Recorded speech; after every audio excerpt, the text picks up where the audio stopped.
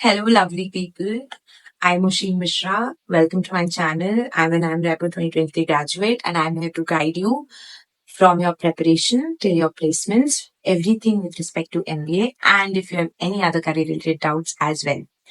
तो आज का जो वीडियो है हम एक स्टोरी से स्टार्ट करेंगे. तो last year during CAT 2021 one of my friends junior who was appearing for CAT approached me for certain guidance.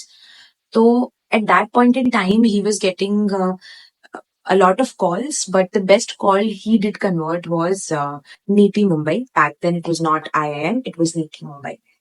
I suggested him to opt for it और उसके साथ कॉलेज ज्वाइन कर ले, but he was very adamant कि उसको IIM में ही जाना है. तो मैंने उसको बहुत बार समझाया कि नहीं, this is also one of the most very good college for at least supply chain and operations and even other fields as well, and even better than a lot of IIMs. But he was not convinced enough. But सबने मिलके जैसे तैसे हमने convince करके we asked him to opt for it and not go for another attempt. उसका reason ये था कि उसको IIM में ही जाना है और वो इसके लिए एक और attempt देना चाहता है.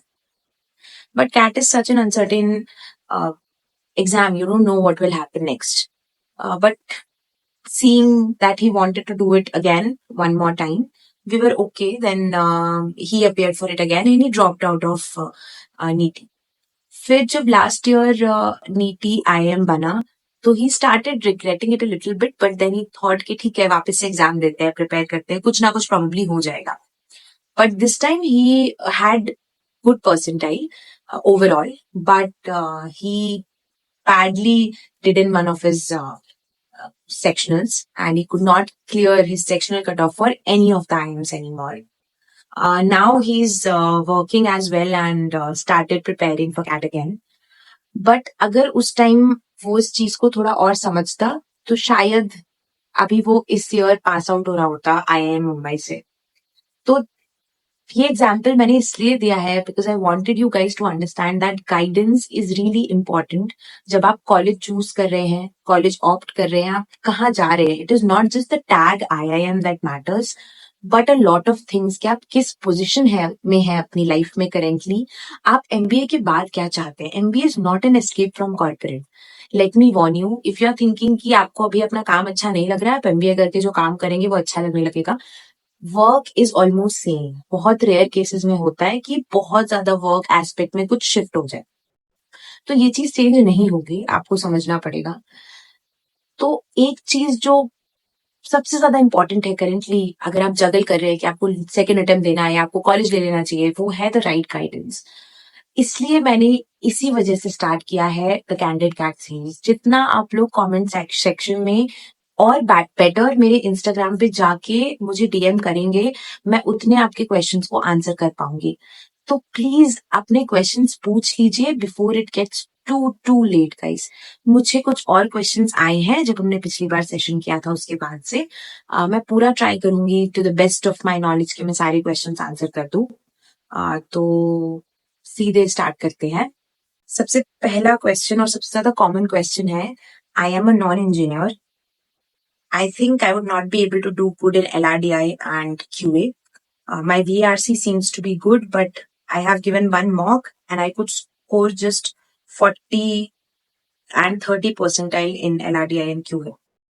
Okay. बहुत लोगों का कॉमन क्वेश्चन है.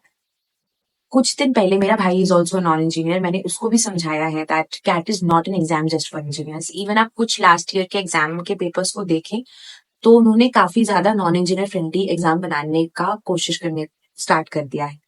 तो CAT as an exam has nothing against non engineers. Please आप इस बात को समझिए. तो ऐसा नहीं है कि सिर्फ इंजीनियर्स ही कुछ कर सकते हैं कैट में. प्रॉबेबली एक एज होता है, but it can be build. और किसी का कुछ स्ट्रांग होना डज नॉट मीन कि आप वीक हो. You can be there, but आपकी फाइट थोड़ी लंबी और बड़ी होगी. सबसे बड़ा एग्जाम्पल ऑनेस्टली स्पीकिंग, जब मैंने स्टार्ट की थी प्रिपरेशन, मैं LRDI में कभी भी 50-60% से ज्यादा, मैक्सिमम 70 आया है मेरा एक मॉक में. उसके अलावा ऑलवेज लेस देन 70. मैं चाहती तो मैं प्रिपरेशन उसी टाइम छोड़ सकती थी. Guys, I ended up scoring 99 percentile in LRDI in CAT. तो please do not give up right now. आप मत छोड़िए, आप just go with it. You don't know when everything changes. So please do not give up. Okay, so next question है कि what all certifications should I do because I'll be having a gap year as preparation for CAT. Okay, बहुत सारे professors, interviewers और भी लोगों का मानना है कि CAT is not an exam जिसके लिए आप अलग से एक गैप ईयर लो और फिर प्रिपेयर करो. So this is not a good answer अगर आप गैप ईयर का आंसर करोगे कि आपने सिर्फ CAT प्रिपरेशन के लिए गैप ईयर लिया था. तो रादर आप उस टाइम सर्टिफिकेशंस कर सकते हो. सर्टिफिकेशंस हो कुड भी आप गूगल का एक्सेल सर्टिफिकेशन कर लीजिए, या अगर आप मार्केटिंग में जाना चाहते हैं तो मार्केटिंग, डिजिटल मार्केटिंग, ये सब आप कर सकते हैं. एक्सेल जो है वो आपको सारे ही फील्ड्स में हेल्प करेगा. But at the same time I would also suggest you कि आप मोर देन सर्टिफिकेशंस आप प्रोजेक्ट्स या इंटर्नशिप्स करिए. वो आपका रियल टाइम एक्सपीरियंस भी बता सकता है एंड आपने उस टाइम क्या किया था उससे आपका पूरा इंटरव्यू का बेस सेट हो सकता है. पूरा इंटरव्यू का कॉन्वर्सेशन ही उसी तरफ जा सकता है. तो ट्राई कीजिए कि आप इंटर्नशिप्स कर ले. और अगर आपको वेबसाइट्स चाहिए कि कहाँ कहाँ से आप इंटर्नशिप्स कर सकते हैं तो मैं इसके ऊपर भी एक वीडियो बना सकती हूँ. Just let me know in the comment section. Next question पे आते हैं. नेक्स्ट क्वेश्चन है कि what is the real package after IIM, how are the placement reports, are they correct और नॉट. ओके, तो पैकेज जो है आप आईएम्स के पास जनरलाइज नहीं कर सकते बिकॉज हर आईएम का बहुत अलग पैकेज है. रेफरेंस के लिए आपके पास जो चॉइसेस अवेलेबल हैं आप उनके प्लेसमेंट रिपोर्ट्स में जाके देख सकते हैं.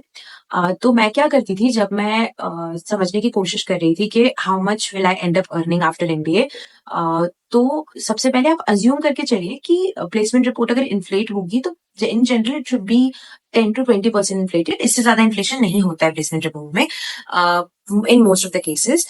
तो आप उतना कम कर लीजिए और आप एवरेज पैकेज जो है आप वो समझने की कोशिश कीजिए. एक जो चीज हेल्प करती है कि आप ये भी समझिए कि एवरेज पैकेज और मीडियन पैकेज में कितना डिफरेंस है. जितना ज्यादा गैप होता है उतना चांसेस होते हैं कि एवरेज हायर है बिकॉज एक या दो या तीन लोगों का कुछ बहुत ही ज्यादा अच्छा पैकेज लग गया होगा जिस वजह से एवरेज बढ़ गया है. इसलिए मीडियन और एवरेज दोनों पैकेजेस देखिएगा और फिर समझिए कि आप कहाँ लाई कर सकते हैं इसमें. आप पेसिमिस्टिक सिनेरियो बना लीजिए, आप ऑप्टिमिस्टिक सिनेरियो बना लीजिए और इस रेंज में आप सेटअप करने की कोशिश कीजिए. बिकॉज MBA में आप डिफाइन नहीं कर सकते कि आपको किस टाइप का पैकेज मिलेगा. There is a lot of luck, there is a lot of hard work and a lot of thing goes into shortlisting और being shortlisted for a company.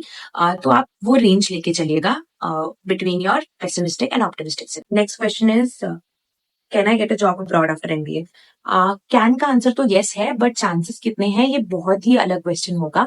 आप प्लेसमेंट रिपोर्ट चेक करेंगे तो आपको बहुत कम companies मिलेंगी जो abroad के लिए हायर करती हैं सीधे. MNC जरूर हायर करती हैं जिसमें कुछ साल के एक्सपीरियंस के बाद people shift, but directly hire करना थोड़ा सा टफ होता है. ये ज्यादातर जो होता है इट्स इन IIM ABC. कुछ कंसल्टिंग या कुछ कंपनीज हैं जो हायर करती हैं. उसके अलावा मोस्ट ऑफ इट थोड़ा सा हार्ड होता है but yes it does happen. I am so low on self-esteem after my CAT attempt that I am worried even if I get into a good MBA college next year, I would fail in MBA curriculum. Okay? देखिए MBA as a curriculum थोड़ा hectic होता है but trust me वो ऐसा नहीं है कि आप उसमें इजिली फेल भी हो पाए. बहुत ज्यादा ही वेरीड एग्जाम्स होते हैं, बहुत ज्यादा ही सेट ऑफ चीजें जाती है to prepare your final GPA. बहुत मिड सेमेस्टर एग्जाम्स होते हैं और आपके क्लास पार्टिसिपेशन के एग्जाम्स होते हैं. बहुत क्लास पार्टिसिपेशन के मार्क्स होते हैं, सॉरी. तो बहुत कुछ जाता है to prepare a final GPA. तो बहुत ही कम ऐसा होगा कि आप अनटिल अनलेस कोई ब्लंडर हो आप उसमें फेल होंगे. तो MBA कोई degree as an exam degree नहीं है. MBA is an experience. MBA is what prepares you for corporate further. तो आप इसको एज अ डिग्री मत समझिए, आप इसको more of as a very good personality development certification course या इस तरह से कुछ कीजिए तो आप बेटर समझ पाएंगे कि आप क्या चाहते हैं. Next question is that I have heard that people only sleep for 4 hours in an IIM. I can't do that. What to do? बहुत ज्यादा जल्दी आप ये क्वेश्चन पूछ रहे हैं. मुझे लगता है आप पहले एडमिशन मिल जाए उसके बाद ये क्वेश्चन आना चाहिए, बट क्वेश्चन का आंसर थोड़ा सा सब्जेक्टिव है। अगर आप बहुत ज्यादा चीजों में इन्वॉल्व हो रहे हैं विद सेमेस्टर्स और आपका कमिटी का काम भी चल रहा है, जो जो एमबीए में कमिटीज होती हैं, तो उसमें भी बहुत सारा कुछ ना कुछ, अगर कोई फेस्ट आ रहा है, कुछ ना कुछ चलता ही रहता है, या फिर आप मेरी तरह की स्टडी कॉम्पिटिशन में भी पार्ट ले रहे हैं, तो फिर टाइम डिवाइड करना थोड़ा सा टफ हो जाता है, क्योंकि क्लासेस में भी अगर आपको ध्यान देना है और आपको मार्क्स भी अच्छे चाहिए, तो आपको अगर सब जगह इन्वेस्ट करना है, तो फिर yes, you might and up sleeping for 4 hours, I did. तो डिपेंड करता है कि आप प्रायोरिटाइज कर रहे हैं या नहीं प्रायोरिटाइज कर रहे हैं। बहुत लोगों की प्रायोरिटीज बहुत ज्यादा क्लियर होती हैं कि उनको ये चीज करनी है, ग्रेड्स में अच्छा करना है, और कुछ कमिटीज में नहीं जाना है, उनको सिर्फ ग्रेड्स में अच्छा करना है और फिर फाइनल प्लेसमेंट्स में अपना कैलिबर को यूज करना है। तो वो उस तरह से अपनी शेड्यूल्स एंड एक्टिविटीज प्लान करते हैं। वेराज कुछ लोग पूरा ही सब कुछ, they want a taste of everything, तो उनके लिए थोड़ा सा मैनेजमेंट टफ होता है, but at the end everything ends up teaching you something.